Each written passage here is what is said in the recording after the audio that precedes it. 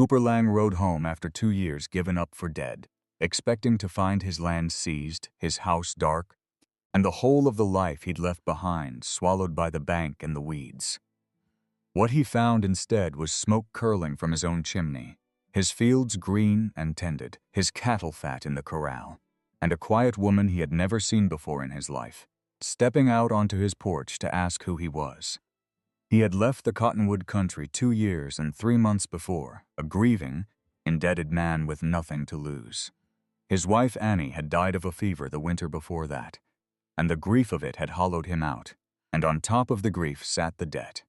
A note at the Cedar Springs Bank that he and Annie had taken to build their place, and that Cooper, alone now and barely able to make himself rise in the mornings, had no earthly way to pay. He was going to lose the land they'd built together, and the only thing worse than losing Annie, he'd decided, was losing the last thing of hers he still had. So when a cattle outfit came through hiring drovers for a long, dangerous, high-paying drive, 2,000 head, clear up the territory and over the mountains to the railhead, through hard country and harder weather, the kind of drive that paid double because half the men who started it didn't finish. Cooper Lang had signed on without a second thought. 1 season's wages, he'd reckoned, would clear the note and save his land. He'd be gone 4 months, 5 at the outside. He told the bank he'd be back with the money before the year was out. And he rode away from his empty house and Annie's grave and pointed himself north. It went wrong the way only the frontier can. The drive was caught high in the mountains by the most savage winter in living memory, the killing winter that buried the range and froze cattle by the 100,000 and stranded men where they stood. The herd was lost near all of it, and Cooper, fighting to save what stock he could, took a fall on the ice that broke his leg in 2 places and laid him up, far from any home, in a settlement snowed off from the world for months.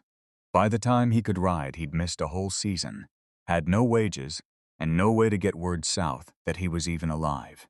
He made his way back slow, and a second winter caught him on the road and held him another long, cold while, so that when Cooper Lang finally came down the Cottonwood Road, 2 years and 3 months had passed, and every soul who knew him had long since given him up for dead. He came home expecting nothing. He'd had 2 years to make his peace with it. The bank would have seized the place the moment his payment failed and word spread that he'd died.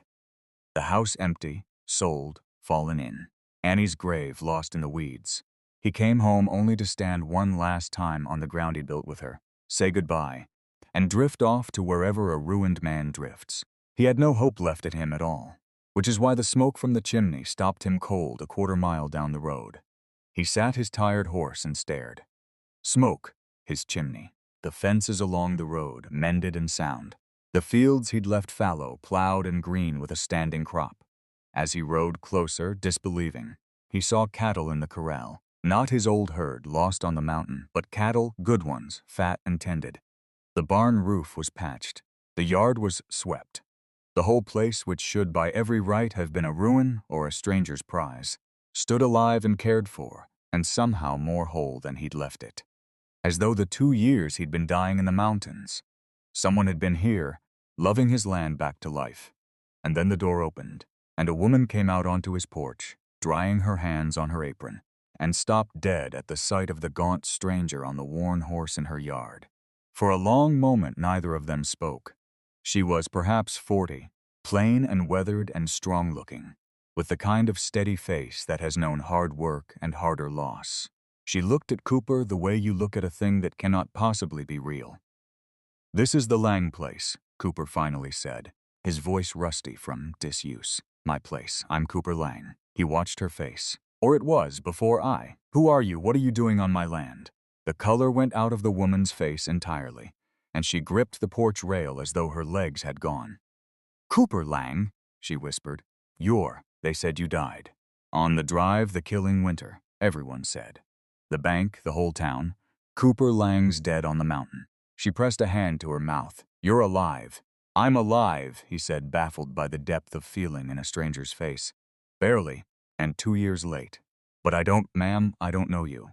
How do you know my name? How is it my place is standing, when by rights the bank should have had it the day I missed my payment?" He swung down stiff from his horse, wary now. "Who are you?" And the woman, her eyes brimming, her voice unsteady, told him the thing that would undo him completely.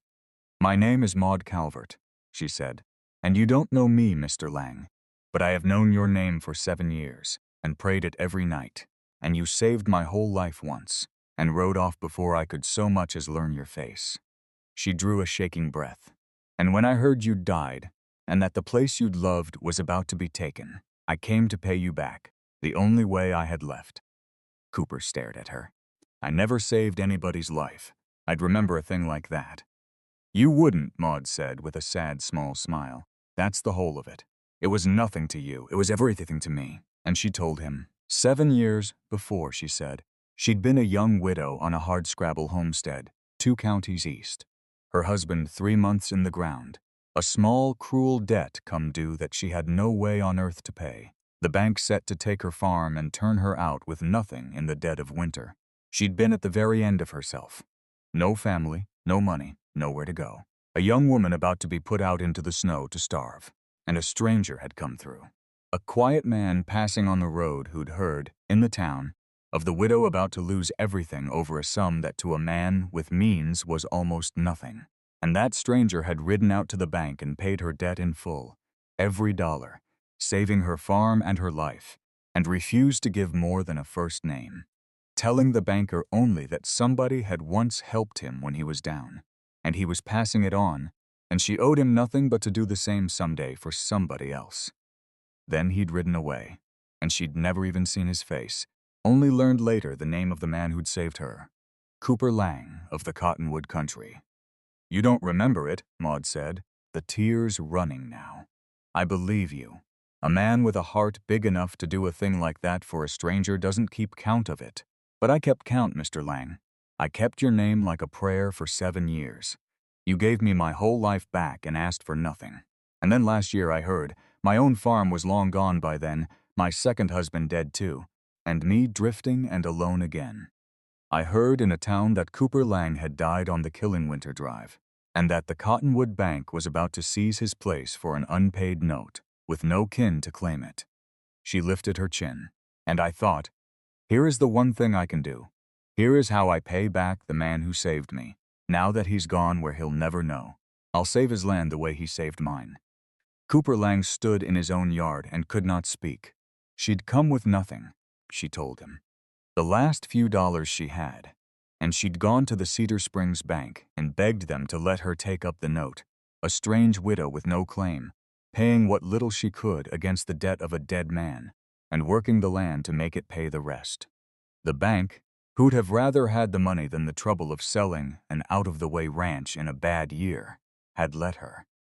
And Maud Calvert had moved onto the Lang place alone, and worked it the way she'd worked her own farms her whole hard life. Plowed the fields, mended the fences, bought a few head with her last savings and built them up, kept the debt paid down dollar by dollar through 2 years of brutal labor, holding the land, keeping it alive, saving it for a dead man who would never come, purely to repay a kindness he'd long forgotten. "I tended your wife's grave too," she said quietly. "I didn't know her, but I knew it mattered to the man who saved me. It's up on the rise. I keep flowers on it in the season. I hope it wasn't a liberty." And Cooper Lang, hollowed out and hopeless, put his face in his weathered hands and wept. For Annie, for 2 lost years, and for the unbearable fact that while he'd been dying in the mountains, a stranger he couldn't even remember had been here loving his land and his wife's grave back to life, asking nothing for herself in return. "I came home to say goodbye to it," he said when he could speak. "I thought it was all gone, Annie, the land, all of it. I came back to stand here one last time and then drift off, and, I don't know, I had nothing left." He looked at the thriving place and at the woman who'd saved it. "And you've been here the whole time, keeping it, keeping her." He shook his head, overwhelmed. "Maud, there's no thanking this. There's no thanking it at all." "You don't owe me thanks," Maud said simply. "I owed you, for 7 years, and now it's paid, and the land's yours, free and tended and waiting for you, the way it should be."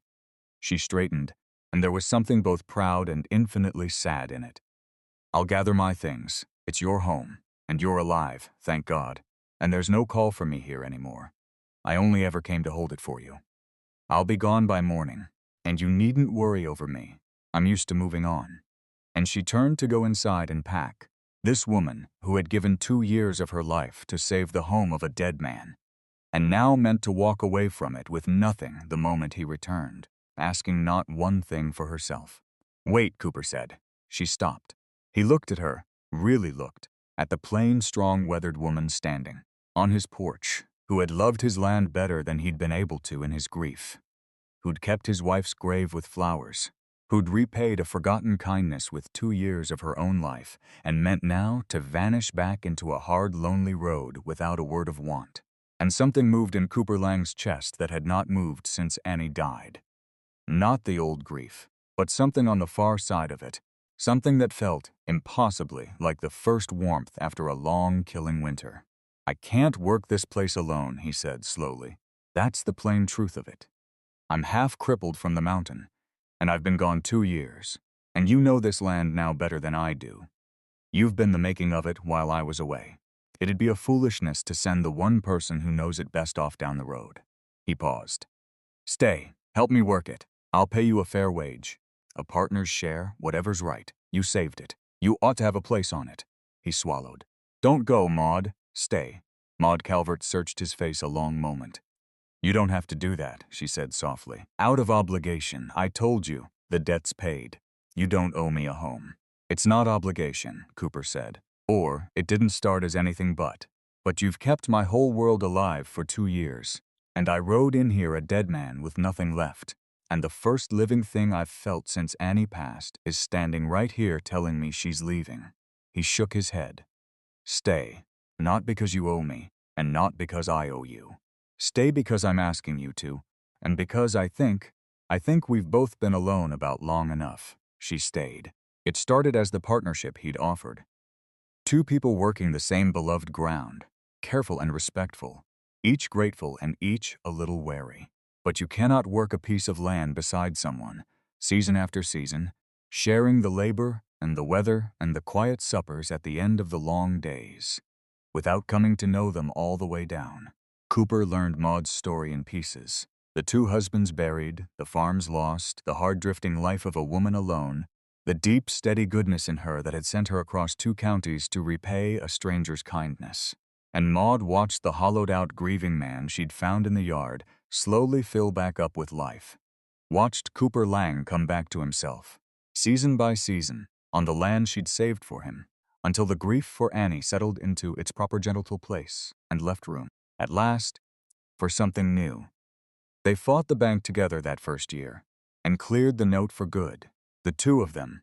And the day the banker stamped the Lang place free and clear, they rode home, and Cooper looked at the land, green and sound and theirs, saved twice over now, once by her and once by them together, and he understood that the thing Maud Calvert had saved was never only the land. "You know what's strange," he told her. One gold evening, the 2 of them on the porch, where she'd first stepped out to ask him who he was. "7 years ago, I paid off a stranger's debt because somebody once did the same for me, and I forgot it inside a month. It cost me almost nothing." He shook his head slowly, and it came back. 2 years I was dying in the mountains, and the whole time that one small forgotten thing was down here saving my home and Annie's grave and me, Maud. It saved me. "That's how it works, I think," Maud said. "The good you do doesn't keep count of itself. It just waits and comes back when you need it most." She smiled at him. "I came to pay a debt. I didn't expect to find a home. I surely didn't expect to find." She stopped, coloring. "To find what?" Cooper asked gently. "A reason to stop drifting," she said. "A place I didn't want to leave. A man I—" She stopped again and looked at him, plain and brave. "I came to pay you back, Cooper Lang, and somewhere in 2 years it stopped being a debt and started being the only home I've ever wanted. I don't know what that makes us." Cooper Lang took the hand of the woman who'd saved everything, and he knew exactly what it made them. They married that autumn on the rise near Annie's well-tended grave, because Maud said Annie ought to be part of it, having been part of the land that brought them together, and Cooper loved her the more for saying it. And the Lang place thrived for 40 years under the 2 of them. The land that a forgotten kindness had saved, worked by the woman who'd repaid it, and the man who'd never known he'd cast that kindness out into the world like a seed. He had come home from 2 years given up for dead, expecting to find nothing left at all, and found instead a quiet woman tending his fields who had loved his home back to life out of gratitude for a kindness he couldn't even remember. And in the end, he understood the truest thing there is to know, that no kindness is ever really lost, that the smallest good you do for a stranger has a way of coming home to you when you need it most, and that sometimes a man rides back from the dead expecting only to say goodbye and finds instead, waiting in his own yard, the whole rest of his life.